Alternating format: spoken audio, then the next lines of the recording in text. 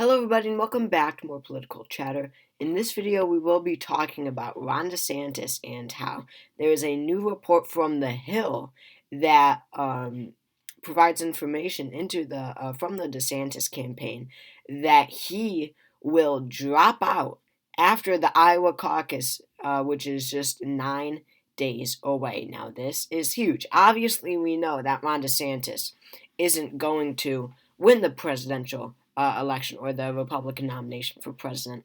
But it does change the dynamic in the following early states. Now, to start, this is not confirmed. However, a reporter for The Hill, has talked to a major donor, as they call it, and two people, and a high-level political operative, quote-unquote, that say if DeSantis loses the Iowa caucus, which Trump is currently leading by 32.7 percentage points, that he will drop out on the night of January 15th. They even provide the when, and that he will, quote-unquote, begrudgingly endorse Donald Trump. So, big, kind of expected, kind of not. I thought that he would at least hang in there for a few contests. If he had a strong second place showing, 5 points at least more than Haley, maybe if he cracks 20 in Iowa, then he would stay in for New Hampshire, maybe then stay in for South Carolina and Nevada. But these reports from these people familiar with the DeSantis campaign, they say that just if he loses Iowa, then he is done, and he is betting on Iowa. However, I don't think that this will entirely be the case. If he, if he gets like even 25% or less, I could definitely see these people being correct and him dropping out. Even though that's a good amount of the vote, I feel that he would drop out, and these people are correct. Especially after this news, I think that they would be right. But really, if he is able to crack 30% and make this race kind of close, and really topple Haley, if he gets like double the vote that Haley does, that's not going to happen. But if he were to, then he really becomes seen as the main Trump challenger, and I think that he actually would stay in the race if he cracks, 25, 30%, because it really is a strong, very much an overperformance, a very strong overperformance for DeSantis. However, that is extremely unlikely, and he is more likely to get around 15 to 20%, where after this news, I think that he really will drop out on the night of January 15th. That would be dramatic and pretty symbolic when you think about it. How Trump has absolutely just dominated this race since the beginning, slowly growing his domination. it was 28 to 40 in Iowa, just a 12-point difference, very winnable. And today it stands at 51 to 18, a 32% lead. It has more than doubled. Kind of a lot more than doubled. But as I said, it doesn't really mean much overall for the future of the DeSantis campaign, at least, because we knew it wasn't going anywhere. I don't have the national polls up, but here it is. Trump leads by 51%. And DeSantis and Nikki Haley are virtually tied nationwide. So obviously, when you look at the early states, DeSantis has no path to victory if he doesn't win Iowa, which he wasn't. So this doesn't really matter. But it does matter somewhat for Nikki Haley, because she actually is considered to have a very slight, narrow path to victory. And DeSantis dropping out right after Iowa, on the night of Iowa, really can affect her campaign significantly, because she is the one that actually has a shot of winning this nomination. I guess. Not really. It's like a 5% shot. But looking at New Hampshire now, as I was saying. This is the next state in the primary process, and it's the one that's actually winnable for a candidate besides Trump. And lucky for Nikki Haley, it's the second state in the nation, second contest in the nation, the first primary in the nation, and it has so much influence on the rest of the race. While this was a plus 32% race, this is a plus 21% race. However, I think that it will be a lot narrower than this. I mean, I really don't want to look at these polls too much. We looked at the Iowa polls because I really do agree with these Iowa polls. I think that Trump will get just over 50% and that Haley and DeSantis will run neck and neck right around 17. But in New Hampshire, I would not agree that Trump wins 46 and Haley wins 24. I absolutely think that Christie wins 10, and if DeSantis were to be in the race by New Hampshire, he would also win 10. I think that Vivek wins about 4, 5, 6. Asa wins a percentage point. But I don't agree that Trump wins 46 and Haley 24. In my prediction, I have a lot of these Trump votes instead going to Haley. Not necessarily these Trump votes, but I'm just saying a transfer vote since I agree with the rest of the other numbers. But I think that Haley wins over 30%. I think that this is within a 10-point race. I would have to cut this lead that Real Clear Politics gives Trump in half. I think that this will be decided by 8 or 9 points, but regardless, still in Trump. But if DeSantis were to drop out, how does this affect it? Well, we have to look at his second place numbers. Now, before we even look at this, I really have to mind you, look at the sample size. This, from Emerson, 33 people, 84 people from CNN and University of New Hampshire, 144 here, 33, 44, 98, 56, 58.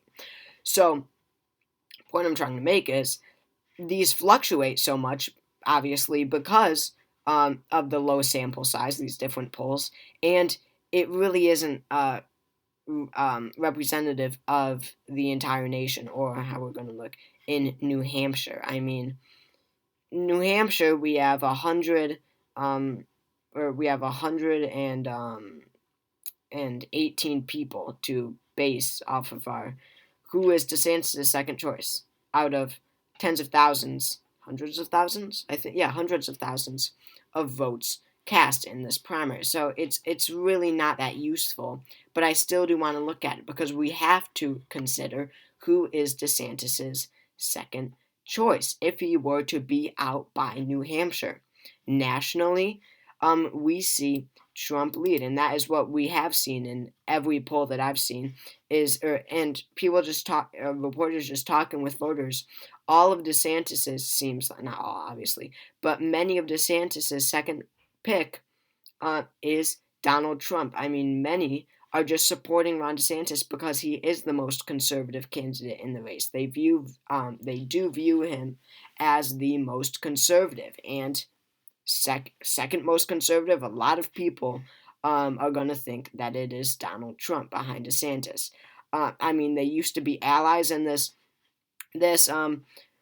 Trump people hating DeSantis and his people doesn't really correspond when you flip it. It doesn't really correspond vice versa. These DeSantis supporters do not really hate Donald Trump, and we have seen, Ron DeSantis not take a strong approach on Trump at all. I mean, he has been running a very weak campaign against Trump, and he's just running a very soft campaign on policy, and it clearly has not been working. I mean, he's not attacking Trump, and Trump has only been able to grow. His support is not chipping away. So it makes sense that DeSantis' own supporters aren't necessarily haters of Trump either. They are not never Trumpers. That is what polls are showing. That is what interviews, reporters talking with DeSantis voters. That is what they think. So on average, in our, let's say 300, and it's more than that, 400 about people that we can use these national polls from. Their second choice, DeSantis voters' second choice is Trump, 48%. Haley in second at 27, expected. Vivek Ramaswamy at 11, Chris Christie at 5. But what really matters is New Hampshire, because New Hampshire comes right after Iowa. And using our 117 voters, we see that DeSantis voters' second choice on average is Trump, also by only a 3-point margin, 35% for Trump, 32% for Haley. Vivek Ramaswamy somehow on 17. I did not know any DeSantis supporters liked Vivek Ramaswamy. Somehow Chris Christie had only 1. And Chris Christie had only 1 goes to show you how DeSantis voters are, again, never Trumpers, because if they were, a lot of his support would go to the never Trumper in the race, that being Chris Christie, but he only wins 1% of DeSantis voters. So this does not help Nikki Haley at all. I mean, when you look nationally, not at all, and that has been almost proven and absolutely clear. But even in New Hampshire, for Nikki Haley to really have a boost from DeSantis dropping out would be to, one, be winning most DeSantis voters, and it is just about even. Trump actually leads by 3 among these 117 voters. But also, he would have to have more support in New Hampshire, because when you look at his numbers in New Hampshire, he is doing abysmal. I thought that he would drop out after New Hampshire. I thought that he would stay in after Iowa and then drop out after New Hampshire because of how bad he's doing in New Hampshire. He's behind Chris Christie in New Hampshire. He's at 9.5%. That is not good at all. So, if he were to drop out after Iowa before New Hampshire, let's say his vote gets split between Trump and Haley, because that is what we are seeing, and some of Vivek Ramaswamy, I guess, too.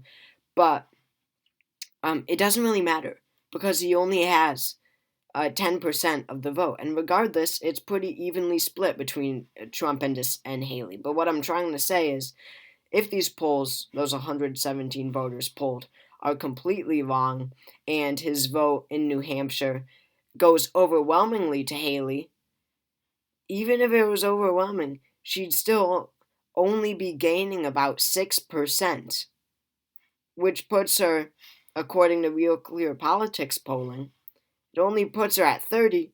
Trump is still at 46. She's still down by 16. So because of how low DeSantis' support is, it barely even matters in New Hampshire. Now, in South Carolina, it might be a little different, because I think he does actually have some significant support. Nope, I was wrong, of course. DeSantis has only 11% of the vote. Doesn't even matter in South Carolina either. And that's one where the vast majority of his support would go to Trump, probably. So, DeSantis likely to drop out after Iowa. That's interesting. But it really would barely even affect the race. It would only help Trump, really. It's not good for Haley. It's not good for anyone besides Trump. All it does is narrow the field even more. But in this case, it's not even positive for the other candidates. Trump, there's kind of two sides. There's the Trump, DeSantis, Ramaswamy side, and then there's the Haley and Christie side. Those candidates are kind of all running from two different bases. So, and the Trump, DeSantis, Ramaswamy side base is a much bigger base. So thank you all for watching this video. I really hope you all enjoyed. And Iowa caucus now just 9 days away. And yeah, I will see you all next time.